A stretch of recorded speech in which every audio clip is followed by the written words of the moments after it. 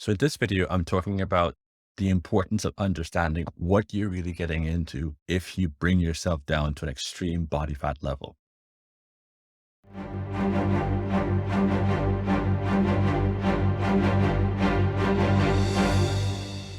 I think that while there's so much conversations out there about, having great abdominals and being in great shape and being ripped and seeing being ripped as an ideal, I'd like to point out that someone who has a six pack like myself isn't necessarily healthier than someone who does not have a six pack. Health and longevity has a lot more to do with what you can do rather so much than what you look like.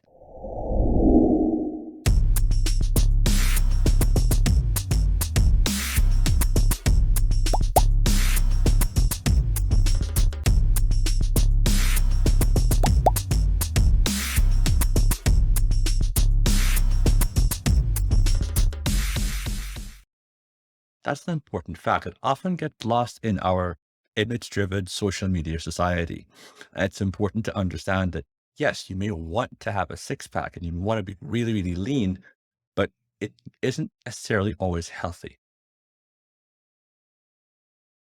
There are also some drawbacks that come with being really lean. One of the things that I can personally attest to is that you will forever have a skewed perception of what lean is.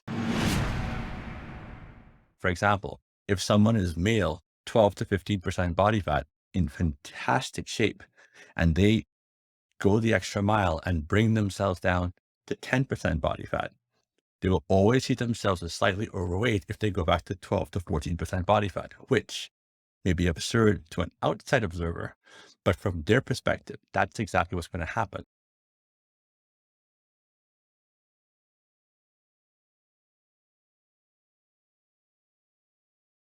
If you are some of the people who, like myself, have been down to as low as 4% body fat, you will understand what I'm saying when I say that you can walk around at 7 to 8% body fat and feel like you're a little bit fat.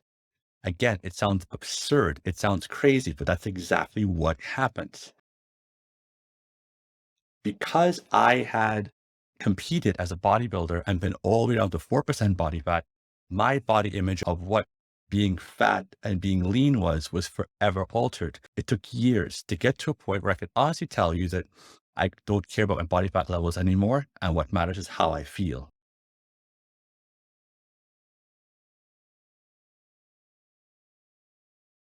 You have to be very careful in the idea of following any kind of dietary and training program is going to be temporary because it's going to be very difficult to deal with the aftermath of looking fantastic for a short period of time and then losing it.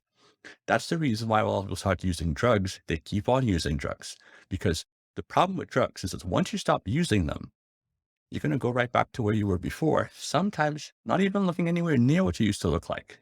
So you have to keep on doing it. It's the same thing with extreme dieting and extreme exercising. If you follow a program of a lot of cardiovascular activity, a lot of weight training, really low calories, you will lose a significant amount of body fat and you may look fantastic. But if you went through such an extreme way to get there, it's only going to be temporary and that backlash is going to hurt. And the further down you go, the more that backlash is going to hurt you psychologically. So if you went to a bodybuilding competition and saw people in really, really great shape, or you look online to look really, really cut, understand that you have to be able to do it only in a sustainable way, which is why I only advocate a decompression dietary approach where you're doing small amounts of exercise, not tremendous. You're not doing any cardio. I don't advocate any cardio at all, unless it's a factor of you're doing something that you actually enjoy. And you're also getting in enough calories where you're not starving yourself.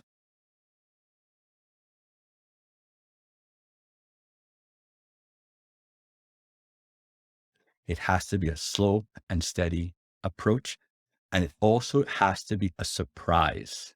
You can't do the extreme thing, get cut in 3 months, 6 weeks, and expect not to have a huge backlash psychologically. And we don't talk about the psychological backlash enough. We talk only about the fact that you put the weight back on, but there's more to it than that, a lot more.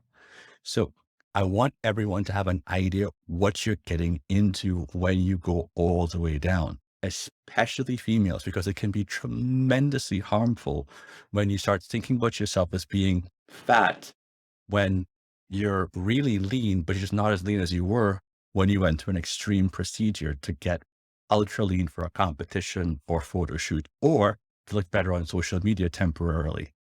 Let's get away from the temporaries. Let's focus instead on slow and steady. If you want to really achieve excellence and you want to look even better than you ever could by doing extreme things, all you have to do is be consistent and put in the years of work. Years of work. Eat properly, unflinchingly for years. Train hard consistently for years. Make sure you get enough sleep. Make sure you take care of yourself for years. Do that. Focus on the process. Focus on how you feel. Do it in a way where you're feeling great. You're feeling empowered. You feel like if there's anything that your brain wants to do, you can do it. Keep on doing that. One day you'll look in the mirror and you will be lean. You will be very lean. You will look fantastic. It will happen so slowly. You won't have enough time to go through the shock of, oh my gosh, all of a sudden I look so different. And then have to deal with the backlash of losing it because it will be who you are.